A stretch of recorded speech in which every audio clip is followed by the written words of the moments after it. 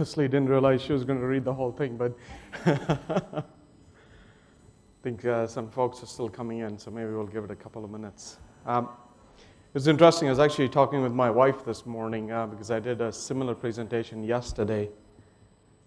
And so I was explaining analytics and the science behind it, the calculations and all. And she said, so you're going to be presenting to a bunch of math guys, a bunch of actuaries. And so then I started trying to tell her about the science side of it, the art side of it. You never argue with your wife. And she said, it's funny, none of the women laughed. All right, thank you. It was really funny. What she said was, all right, so now you're talking about behaviors and linking that to the data side. Have you ever read the book, Men Are From Mars and Women Are From Venus? And she said, they can't figure each other out. How are you going to try to tell a bunch of people using data? We're going to figure it all out. I stopped. I didn't argue after that. But hopefully I can be more successful today in pursuing this route. I think we went through a little bit of background. I just wanted to emphasize that my experience has been started out in the US, worked in Dubai, the Middle East, across Europe, and have been in Asia now for the last a little bit over 2 years, and it's a pleasure to be here. The most diverse place where I worked, and I thought when I moved to the Middle East and Europe that I'd get diversity, but actually here in Asia, right from Japan to China to Singapore to Indonesia to Malaysia to Australia, and then not forgetting India, the differences in working patterns and Indians wanting to be promoted every 12 to 18 months.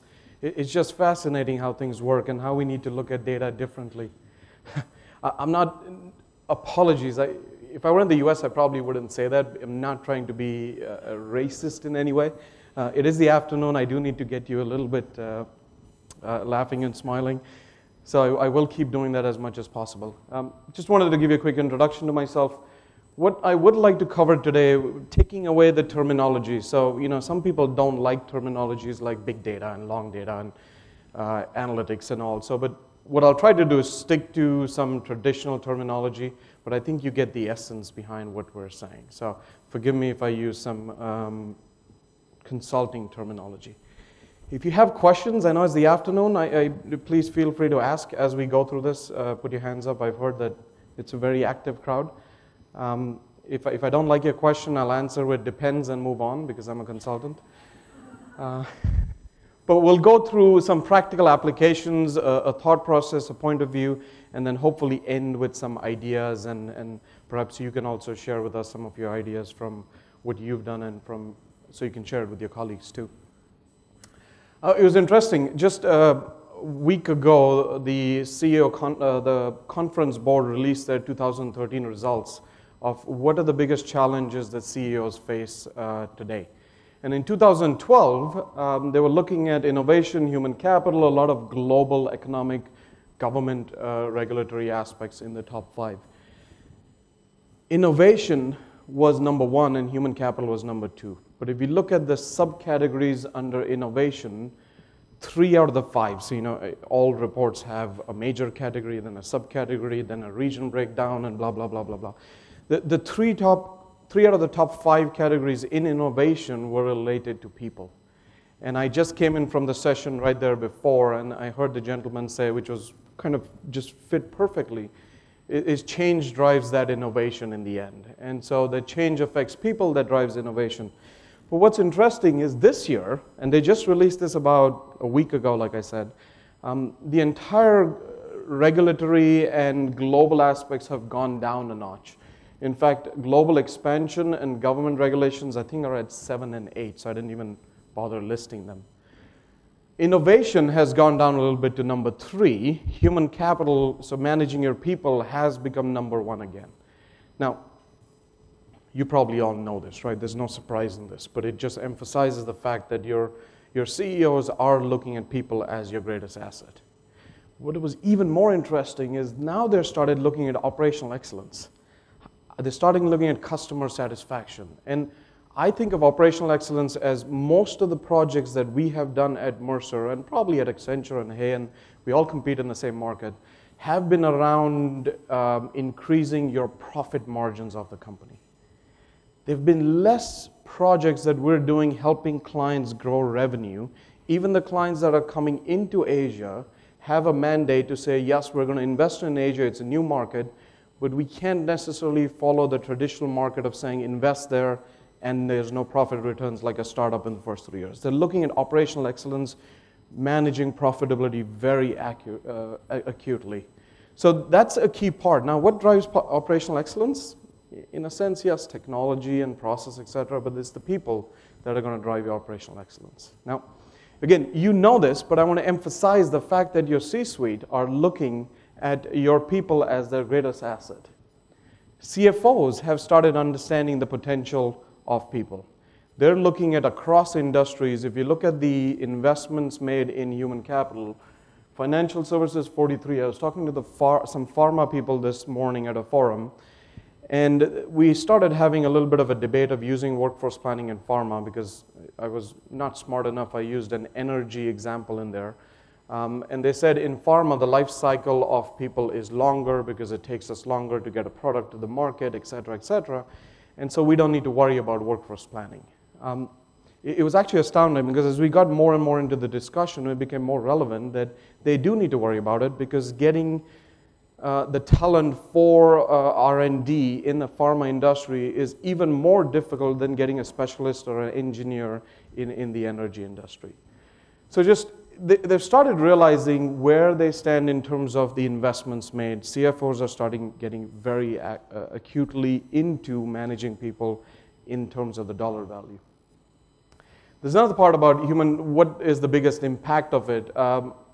And I think there's an error over there. So there was a different chart that spoke about what is the biggest impact of people, and customer relations was number one. Forgive me, the chart on the right side is not correct. Apologies for that. Customer relations was number one. 90% impact on customer relations was driven by people. So if you think about all these numbers, and then if we start thinking about HR's ambition to be a strategic partner, right? How many of you somewhere in your HR strategy say HR needs to be a strategic partner? Probably all of us, right? Now let me challenge you because it's the afternoon and it's about 10 minutes past 2 and lunch is settling in. How many times does your finance function start saying, we want to be a strategic partner, we want to be a strategic business partner? Do we ever hear that? Very rarely. Why is that? I genuinely believe that's because they drive everything by numbers. They basically have formats, they have balance sheets, they have frameworks, they have profit and loss statements. Even though some places like Enron may not do it correctly, but they have something that doesn't make them stand up and say that I want to be a strategic partner, I want to contribute to the business. And then we have us HR people, including myself, that are going and doing HR business partner courses and saying, we need to be a strategic partner, we need to manage our people, we need to grow our high potentials. But what's missing in that statement? What's often missing in the HR business partner statement is how are we using data? How are we providing integrated reports? How are we doing workforce planning? What is the impact on financials at the end of the day? And take this with a grain of salt, and I say this even though I know I'm on video. As much as HR wants to manage people, we need to manage people so that we can show a financial result at the end of the day. At the end of the month, at the end of a quarter, it doesn't matter whether we have the highest engagement score in the world. If you don't have the profit margins and the productivity results at the end of the month, you're probably going to, your CEO and CFOs are going to start asking you, why do you need this job, or why are you here? So it's a key part. I do emphasize a little bit on the financials. Not taking away HR does need to manage people and engagement, etc. But there needs to be, the end point needs to be the financials and the numbers. Now, if we think about that and look at where does HR spend their time in terms of analytics. We did a survey like every other consulting firm does. And we found out that most of them do internal benchmarks, external benchmarks. They produce reams and reams of ongoing reports from SAP, from PeopleSoft, all these wonderful systems, right? And look how many are actually working in projections, in simulations, using data to say, this is what we have today, and so this is what we need to have tomorrow. Let me just pause over there. I will send you this material after this in case you want to use this or come chat again. I will email this material, and it'll also be posted on the website, so you can access it from there. It's just interesting that HR looks at this. And the first point I start with is data integration. I'm going to tell you a little story of a client that we worked with last year, and then I'll tell you something in the end that may be anti what I just said, but let's get through it. We're working with them to build an integrated HR strategy, working with their CEOs, with the CEO, with HR. We decided we need to do interviews, focus groups like we consultants love to do, ask, look at your watch and ask you what time it is kind of a thing. We also said, let's look at your data. Let's analyze your data. Let's start looking at your trends. So we go out there. We conduct interviews, we get all the information we need. We do some engagement survey, we looked at their reports, we got their data. Then we asked them, can you give us a download of your HRI systems for the last 3 years? Week 1, we obtained an initial download. Pretty impressive. Within a week, this is great. We look at the data, it's a mess. Week 2 and 3, we start looking at obtaining the correct data. Week 3 and 5, 6 obtained. Now they forgot to give us 3 to 5 years. Then they forgot to give us the right data for 3 to 5 years. So we start going back and saying, okay, now after 8 weeks, we have a simple download from your HRIS system with 3 to 5 years of data. Why is it so difficult when we have all these great systems to use? It is still very difficult to get data. Now imagine your CEO saying, I want a headcount report, and it taking us this long to get the report. I don't want to be standing in front of that CEO. Due to that, what we find is then HR starts making decisions based on their gut feel. There is no real centralized way of managing analytics, managing metrics, managing data in most organizations that we work with. There are about 18% that we said they have centralized centers of expertise doing analytics.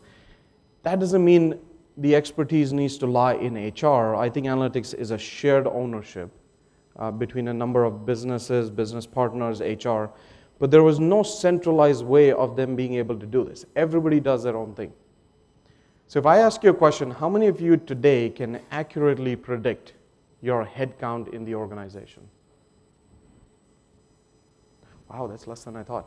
Either that or the lunch is really settling in.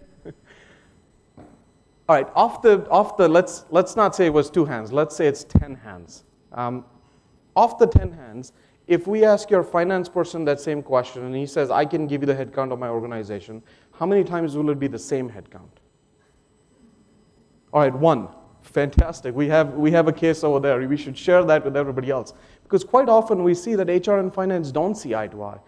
HR managers counts headcount. A simple thing like headcount has 3 variations of what it is: end of month, between the month, and average headcount. How you use that in analytics, that just blows up your data all over the place. The importance of this is trying to figure out a way not just to get the data in one place. That's core. When you get the data in one place, you need to define how are you going to use it. How does business define analytics? How does business define simple things like a calculation behind turnover and headcount? It doesn't happen today. What we do with our clients, and again, this material will be on the website, we take a little bit of a step back with our clients and we say, if you're a growth company and you're investing in a new market, you have a sales-driven philosophy, your likelihood of a HR strategy and the type of people you hire is going to be very different from if you're a profit-making organization. Now, every company wants to make profit, but their direction sometimes there's a difference whether you're focusing on growth or you're focusing on bottom line or you're focusing on expansion. Once you identify some of those just very key business criteria, which are in all of your annual reports, the first 10 pages, that's all HR needs to know is the first 10 pages of your annual report, you can start identifying what is the impact on HR. What I recommend to clients is once you know that, is to, yes, you do need to manage the energy of your organization, the passion, the engagement scores of your organization. But you need to balance that out with the economics of what you want to try to achieve. We had a client we worked with, they hired about 2,000 people in 2 years. This was in India, in a captive center. 2,000 people, that's fantastic, really great. They checked off every KPI they had about time to hire, got the people in. 2 years down the line, that same company now has 2,000 people that were acquired, don't have the skills, cannot step up to become team leaders, and now they're going back out in the market trying to hire people to become team leaders, and they don't know what to do with these 2,000 people. So, I mean, the 2,000 people, some of them will continue, but with a 16 to 18 month expectation of promotion, all of a sudden you have 2,000 people that are probably, at least half of them are expecting that. So how do you manage it? You need to balance out that energy and the economics while you're building your strategy. You need to then start defining what is my workforce structure? How do I source employees? How do I manage the recognition of revenue rewards? How do I manage accountability? What is the communication I need? And most important, what do you HR leaders need to do to accomplish this? Once you get through this exercise, that's when I suggest you start turning around to say, what metrics should we track? Most organizations go in and say, we want to start tracking turnover because turnover in our organization is very high. If you're in a captive center 2 years ago in India and you had a turnover of 40%, that wasn't bad. Everybody else had the same turnover. If you're in one of the other service industries today in Singapore, and if your turnover is between 13 and 18%, that's still okay. That's the same average turnover for the rest of the industry, rest of the region. So while thinking about the sexy terms such as turnover, and because that's what your CEO also probably talks about, think about it from what's your business strategy, what do you want to achieve in HR, and then start looking at the metrics. Now, within the metrics, tracking turnover is very easy. Well, not for the company that didn't have the data, but generally turnover is probably much easier in your companies. The question is, when do you start tracking turnover of high potentials? Promotions of high potentials. And I'll show you a few examples of what we've started calling long data in a few seconds. So going beyond those metrics is very important too. If anybody from Google in here? I know. Not that I'm going to badmouth them. They're actually doing some very good work in analytics. But if you go to Google, they actually are. Fascinating stuff.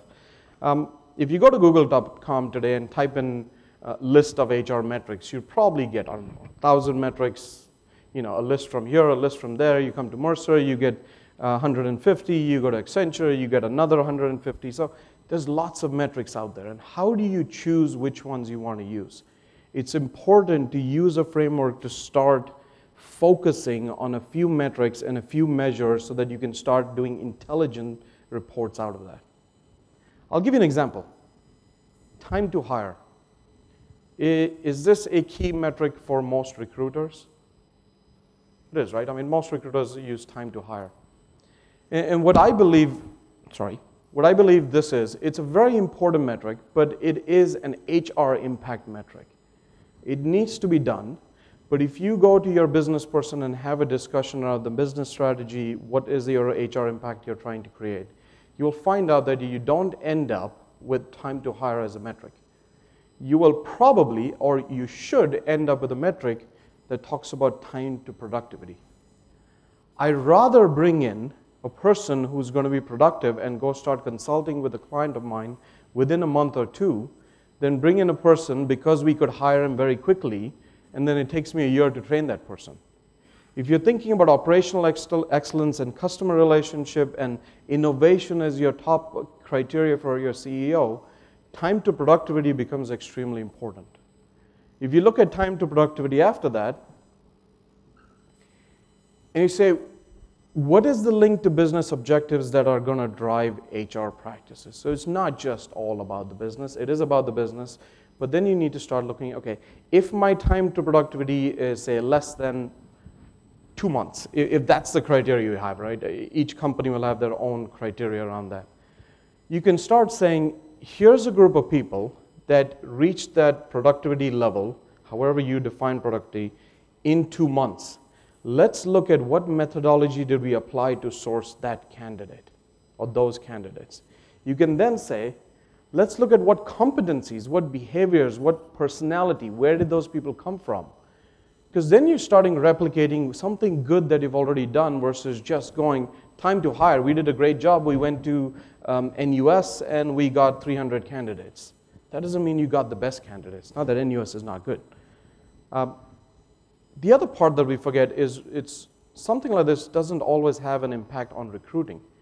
You need to start looking, what did the supervisor do in those first 2 or 3 or 4 months that helped that employee become productive? And then you can start saying, let's look at the competencies of this leader.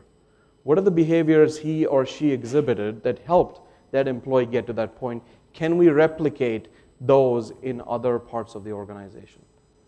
So yes, business strategy is important, HR strategy is important, getting the right metrics is important, also applying those metrics, actionable metrics to your, or applying metrics in action to your HR programs intelligently is important. The other topic quickly to talk about, and I probably won't dwell into this too much, is around advanced analytics. And this is where it gets a little bit more complicated, because you probably do need some level of statisticians or PhDs, people that can really look at regression analysis in your organization to do this. So let's not kid ourselves.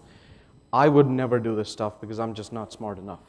Where I can get thinking about is, how do you correlate 2 factors? Does bonus and the company's profit have an impact on each other, right? Yes, it does. Then you can think about, what is the time impact of this? If someone gets a bonus today, will he be more productive and therefore the company will make a larger profit? Or if Mercer has a bigger profit today, am I going to get a better bonus next year? Yes, those aspects are true. But when you really start getting into the HR drivers, into insights, is when you start doing what we call isolation. You need to look at different factors in the industry. You need to look at different factors in the environment. Are there any statisticians here? You've probably all done some of this in school at some point, where you need to start averaging out some of those factors, so then you're comparing over a period of time, you're comparing apples to apples. This part, I think, is when you start getting into advanced analytics, is where you do need the gurus, the PhDs that can do this sort of stuff. We did a case study. This is a case study of a client of ours that was a large retail firm and were moving into new markets. And they had some traditional models of how they staffed their stores. One of their key metrics to track from the business side was same store sales. Right? Anybody in retail here? That's good. I can badmouth them too. No, I won't do that. So they were looking at entering new markets and new territories. Their concern, however, was exactly what I said before. We're going into a new market. We want to invest there, but we still need to show our profit margins at the end of the day. It doesn't matter. We'll put $50 million into Indonesia because we need to build that market. It doesn't matter. We're not a startup company anymore. We're a big company. We need to start showing profit margins on that much faster than a startup does in a 3-year time frame. So they came to us and said, can we start looking at what drives turnover, what drives same-store sales? So we looked at, this is where I had the conversation with the client, and then our workforce sciences group, which is the PhDs and the gurus and the geeks, started looking at the things like the individual attributes, the organizational practices, doing all that statistical analysis. But it was actually fascinating what they came out with. This company was used to hiring full-time employees to staff their stores, right? And they actually found out that via this model, they were better off hiring part-timers in year 1, hourly paid people that would come work in the store because those employees were much more productive than full-time employees. There was an aspect that they had to back up those people with an experienced manager in the store. The combination of those two gave them a much higher profit margin than even what they had today in their own stores. So this company went out, and this is probably going to be very difficult to do in this part of the world because it's difficult to hire part-timers and hourly employees. They actually changed their complete model. When they went into these new markets, for the first year they hired part-timers, and they had an experienced manager, an expatriate or a local come in to manage their stores, their same store sales doubled. As they started getting into the 6 to 8 month, they started seeing attrition. Because part-timers, hourly people, they never stick around as much as we want them to. And so HR started freaking out and saying what's going on, and the finance function said, the CFO said, I don't care. We're getting our profit margins. You can find people because you're in a market where you can find those hourly people. That's okay. That turnover is okay. It's okay that they're going. We're not investing in training millions of dollars in them. Their cost of labor is much lower than a regular full-time permanent employee. It's okay. So they kept doing that until a point of time.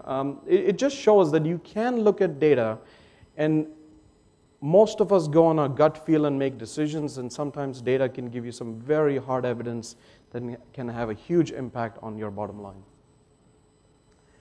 Moving on, so we covered a framework, we did some discussions around the metrics. I wanted to talk a little bit about that regression, statistical analysis. We can talk more afterwards. What we're seeing is people move beyond what the market calls big data. They're moving into, let's take this now almost to an individual level. How many of you have a Facebook account? You know, I was the only one till about 6 months ago that didn't have a Facebook account. It was rather embarrassing. When I got onto it, I used it a lot in the first 2 months. I haven't touched it since. But we're seeing a lot of people start creating these employee timelines that start showing this sustainable performance of employees over a period of time. It looks exactly like Facebook, doesn't it? It is using a timeline to show, let's look at how sustainable your performance has been in the organization. Not just, have you done very well this year, and so you get promoted. That doesn't work.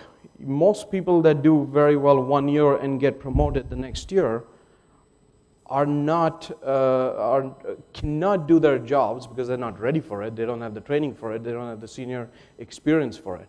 And a lot of organizations are finding out that over the last 10 years, because of the economy, people are getting bumped up very quickly. That hasn't worked out. Your senior leadership or your middle management doesn't have the skills that you need to have. So whether reactive or not, we're going back and saying we need to look at a sustainable model across a number of different aspects. This is one of my favorite things I've seen on the web in the last few weeks. Has anybody seen this? I was just buzzing around all over on LinkedIn, if you're any of these sites. There are more people living inside this circle of India, Southern China, and Southeast Asia than anywhere in the world. How is that possible?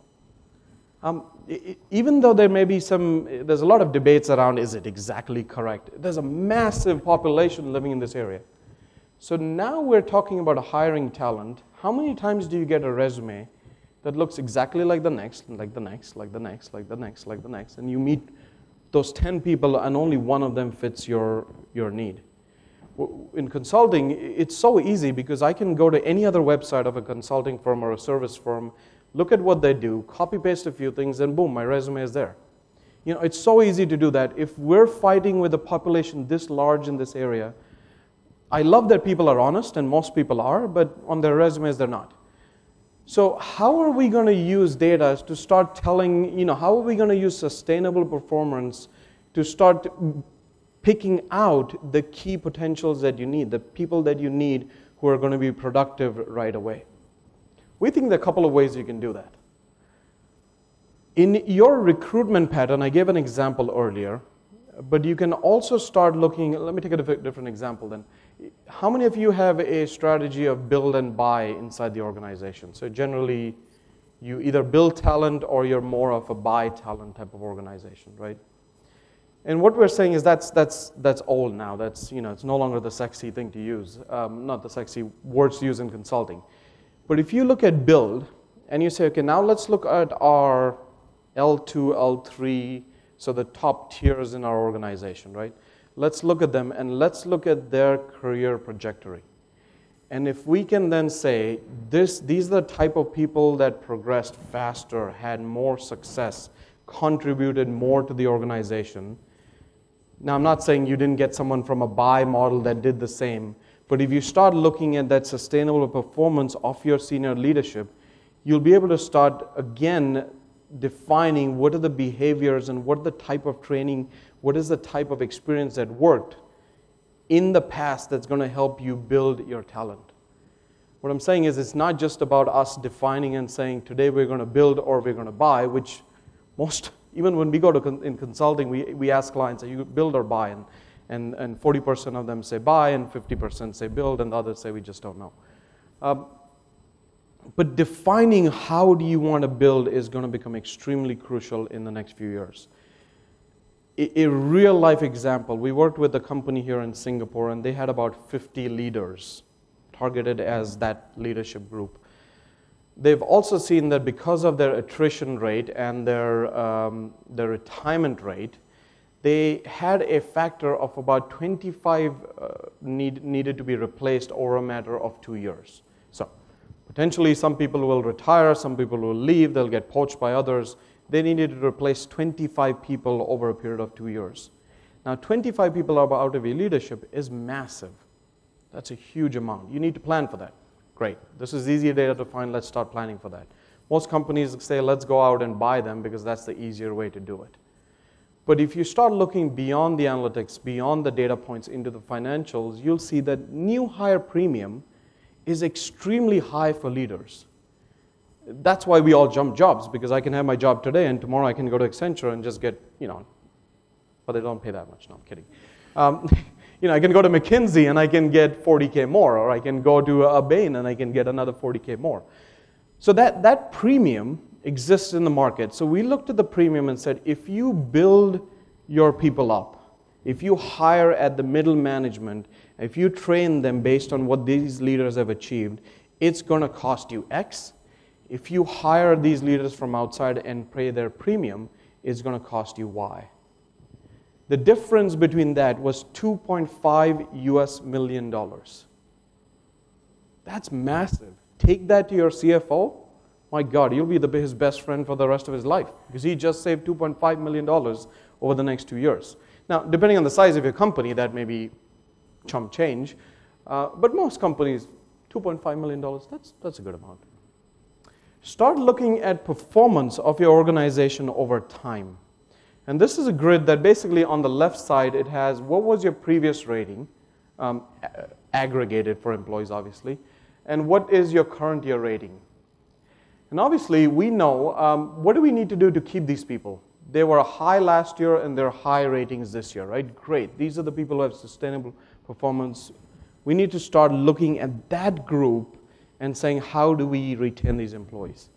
Then you say, who are the people that were high performers last year but are medium performers this year? And the question I ask is, what happened? Now, it may just be that they just got promoted, so the first year you're probably not going to be a high unless you're a superstar. But you can start seeing what else happened. Are they not ready for their job? Were they promoted too early? More important, what happened to the people that were medium last year and are now low this year? Do we need to take a GE model type of a thing and shift them out? Do we need to reallocate them, give them more challenges? And then finally, was there some active intervention that was made with the low performers that are now medium? All of us in HR focus on here. Who are our high potentials? Do we ever look at who are our low performers last year and this year are doing much better? Anybody? Yay, I have 2 hands up in the back. So it's really practical because we need to start looking at this. We're fighting for talent. We need to start looking at multiple different aspects. Let me pause over here. Do you have any questions? Because I just promised I have 2 slides left. Just in terms of next steps. I don't know if I'm getting the timeline flag as yet, but any thoughts, questions?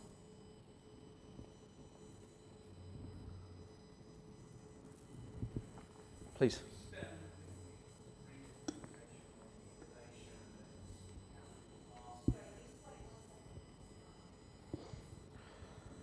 So I was just linking it into the previous presentation from Ian about innovation and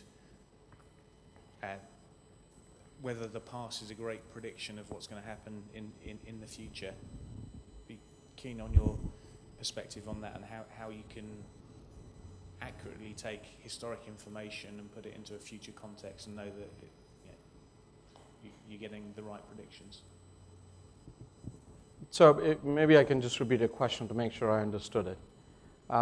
Your question was, how do we use past experiences to apply to what we think is going to happen, or how we innovate in the future?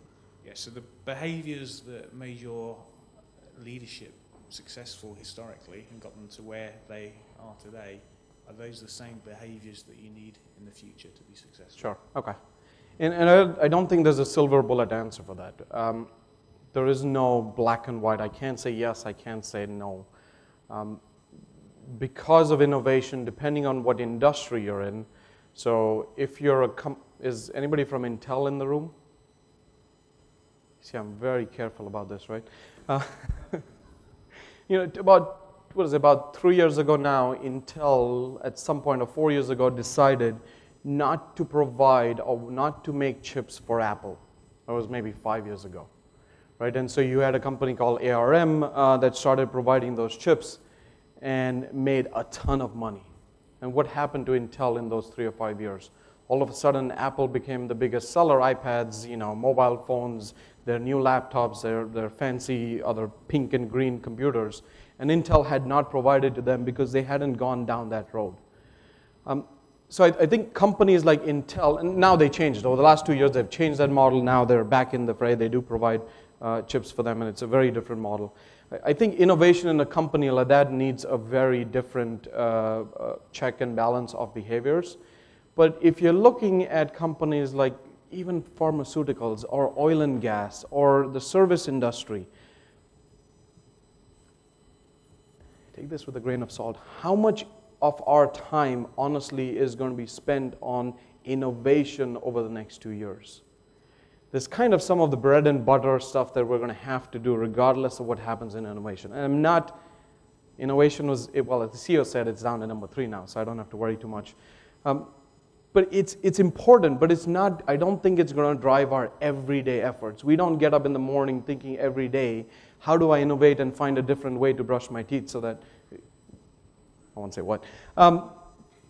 So I just think that innovation is great and it drives things. And the reason I bring that up is trends and historical information about behaviors and patterns are extremely strong in helping you predict the future.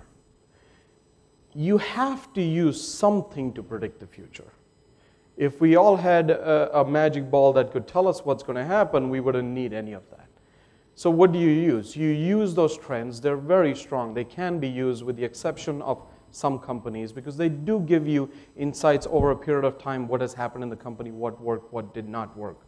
Take Kodak for an example. It doesn't even exist anymore, right? So what worked, didn't work. And then you need to start applying some of those factors around growth, around innovation, around potential of technology. So we were talking, one of our chief medical officers was down this morning, and he mentioned in the US, I'm not sure which exact field he was talking about, but about 50% of visits in the US for Kaiser are done today via an iPad. So you don't need to go to the hospital anymore. Imagine how much time that's saving on everybody's dermatology. 50% of their patients are via an iPad. So think about the impact that innovation has had. That's the type of thing that you can try to predict. You can try to predict technology as a pattern of what you want to do in the future. Long answer, but what I think is both are important. You do need to look at past behaviors. I believe it's a very strong factor to apply into trends. If I had a magic ball to predict the future, innovation, what technology would happen to the point, I probably would not be standing here. I'd be on a boat somewhere in the Caribbean. Please.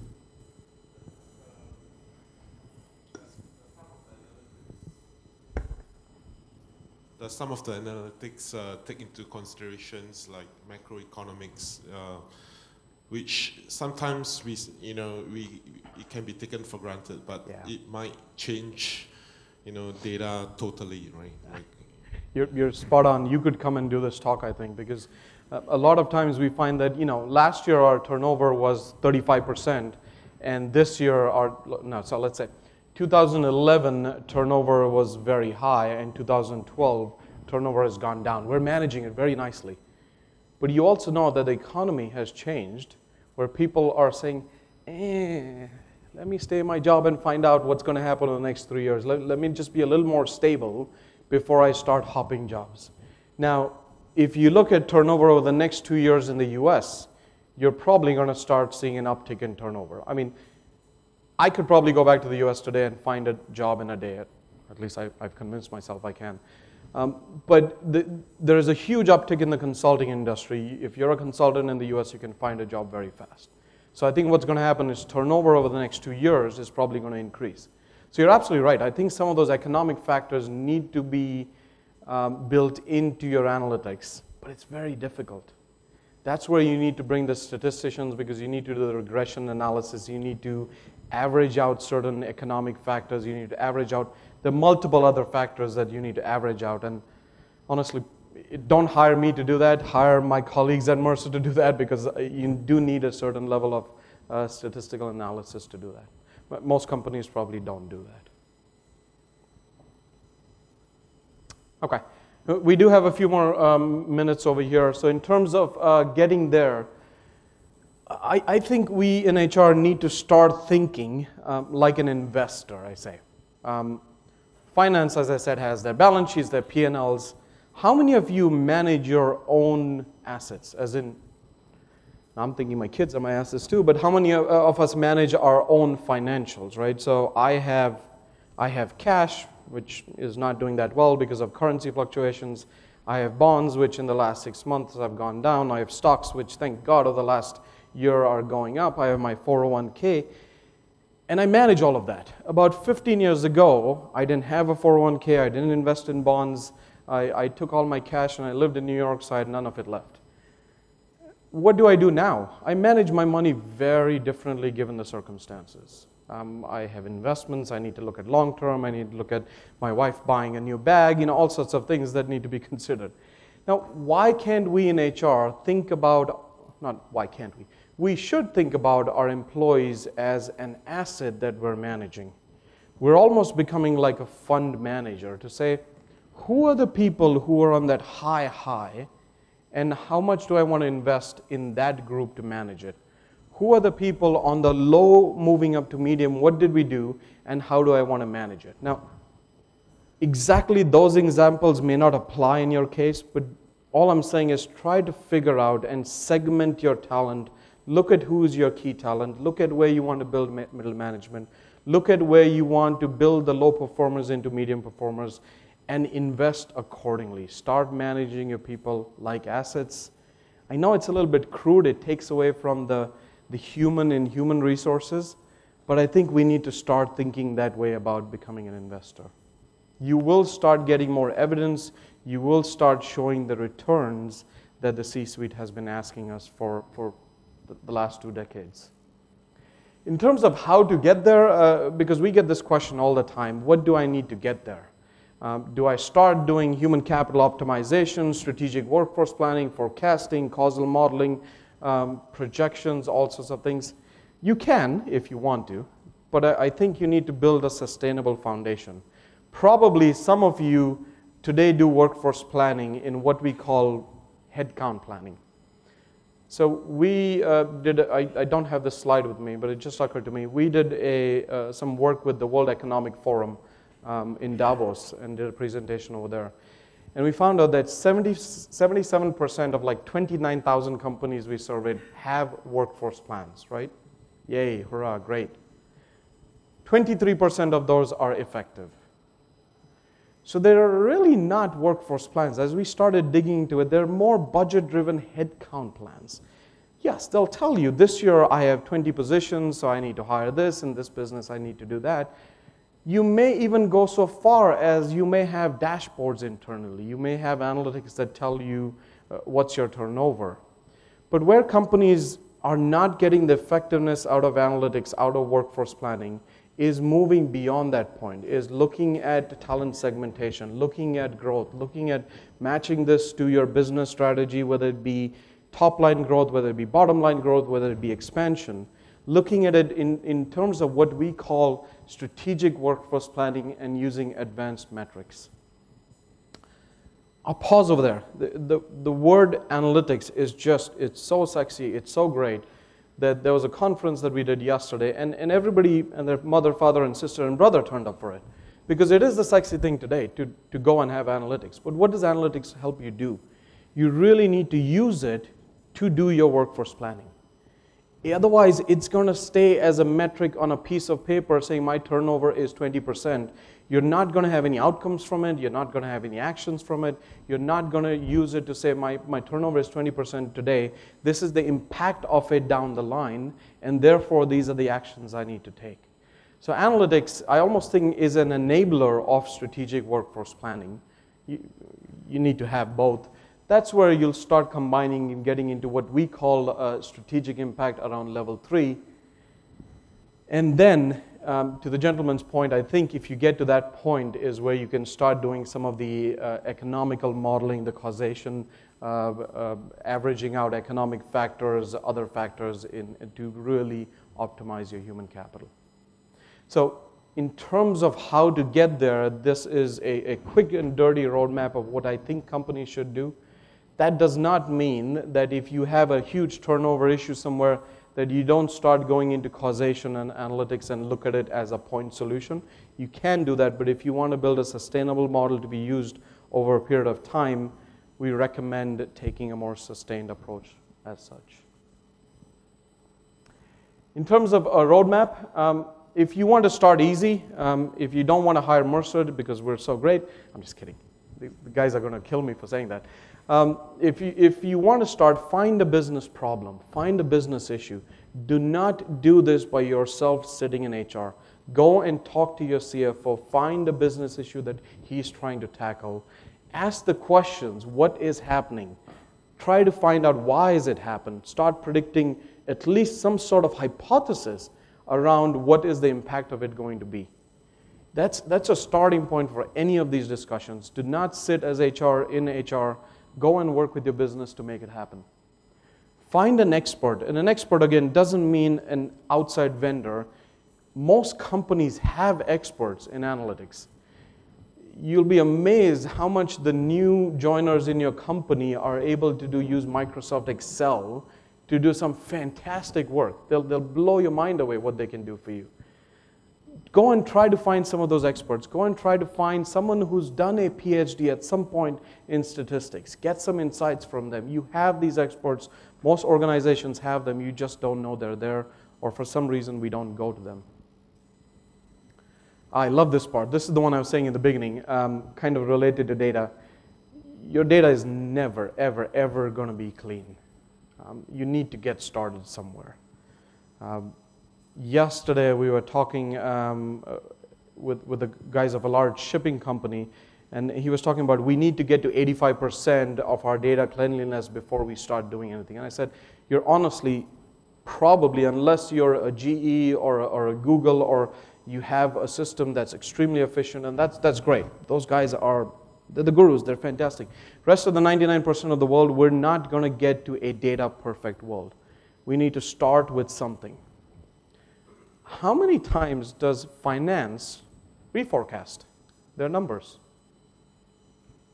In a year? 12 times. Can't even say it. Show it. They reforecast the numbers every year. They say, our data was wrong, our predictions were wrong, the economic factors changed. So what's wrong with HR having a little bit of a mistake in a data point? There really isn't. You can reforecast. But start somewhere. Don't sit back and not use the data because you have it. Start using it as much as you can. Dashboards alone. So clients come to us and say, Mercer or Cognos or SAP, we want to get your dashboards. That technology is going to solve the world for us. It really is not. It is only an enabler that's going to get you from point A to point B. It is not going to be your savior. You need to start looking beyond technology into what those metrics mean and what's the impact and how is that going to impact your programs. It is not the field of dreams. Technology can get you so far, but it's not going to get you all the way. And finally, what I like the most in working in analytics in workforce planning is use your data, use your metrics. Please don't ever go to your CFOs with just saying our turnover is X%. Build a storyline around it. People like to hear the emotion behind it. People like to hear a story. It'll be more impactful if you have a 30-second elevator pitch behind some data point that you're using.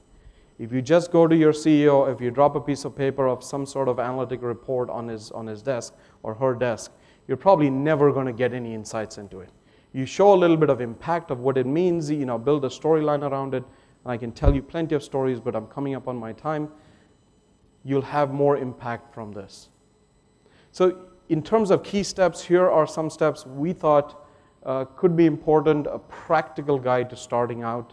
Of course, if you want to do more advanced stuff, more workforce planning stuff, there are vendors and internal people that can help you do that. But I think start practical, start small, use the data that you have, and build a storyline around it.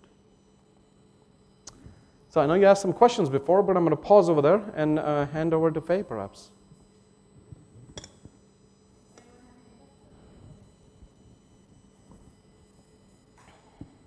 Hi. From a CEO's perspective, how predictive would these analytics be in terms of a short-term and medium-term, in terms of indicators and inferences? When you say how predictive, are you asking timeline or quality? Timeline, so short-term, medium-term. So short-term, typically, how would it impact that year's top line, bottom line? From a medium term, how sustained would the growth be in about the next 3 years or 2 years? Yeah, I mean, the numbers you said are generally right. I think it again depends industry to industry. If you're in a more long-term industry like oil and gas or pharmaceuticals, then you're probably long-term is more towards the 5 to 7 years. Because by the time you get the rigs built, by the time they're operational, it's 3 years. By the time you move those people out, get maintenance in, it's another 3 years. By the time the thing starts spewing out oil, it's another 7 years. So in an environment like that, you're talking about 5 to 7 years as long-term. If you're looking at an environment like a captive center, a service center, your long-term is probably much, much shorter. So it's as short as maybe even a year. Because the impact of people moving in an environment like that, they jump ship every 3 months, and that can happen, have an impact on your bottom line. So you'll correlate this to the geography as well as the industry? Yes, thank you. Yes, you'll have to correlate it to economic factors, macro and micro. You'll have to correlate it to the geographic. What works in India does not work in Singapore, does not work in China. We all know that. You need to look at what business you're in. You need to look at what are you trying to achieve. I think that's the part we always miss out. I think it's easy to look at the economic fact, not easy, but we all look at that and say, sit across with the CEO and get his agenda to correlate. And then look at, the easiest thing is to look at, are we going with the top line growth, or are we looking at the operational excellence? Sure. What does profitability mean? Lately, I've seen a lot of CEOs use profitable growth. You're like, wait, hold on a second. So you need to then dig behind that, what they mean, and generally, your share price is dependent on profit. In some instances, it's dependent on revenue, but your share price is largely driven by profit. So while they say profitable growth, they're probably talking about operational excellence, cost optimization, so it's more profit. That'll then help you drive it. 2 separate boxes, yes. Yeah. Thank you. Welcome. Please.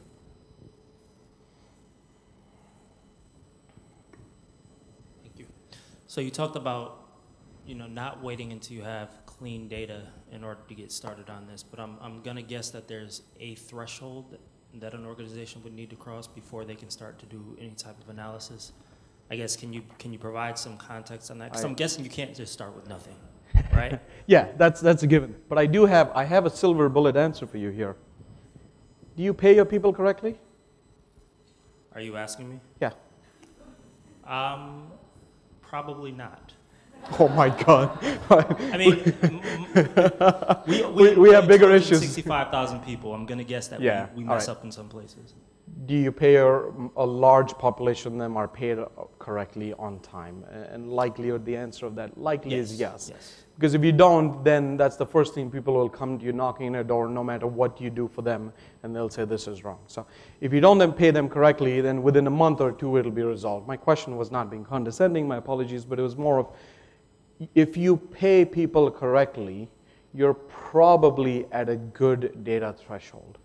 Because that is your core transactional HR information that can help you do a lot of the analytics. Now, if you start bringing in compensation data, if you start bringing in performance data, if you start bringing in recruiting, engagement surveys, financial data, then your threshold has to be very different because it all depends on what systems you have and how they're managed. But for basic stuff that we're talking about to start out with, if you pay people relatively well, and I'm going to add that next time onwards, thank you. If you pay them relatively well, then that's a good threshold for your data. Thank you. If you have 260,000 employees, you probably have some system. I think I misunderstood your question. We pay, everybody gets their paycheck on time. Okay. Whether or not they are happy with the amount is a different question. I like that, I like that. Thank you for clarifying. Any others? We're out of time. Thank you very much for your time.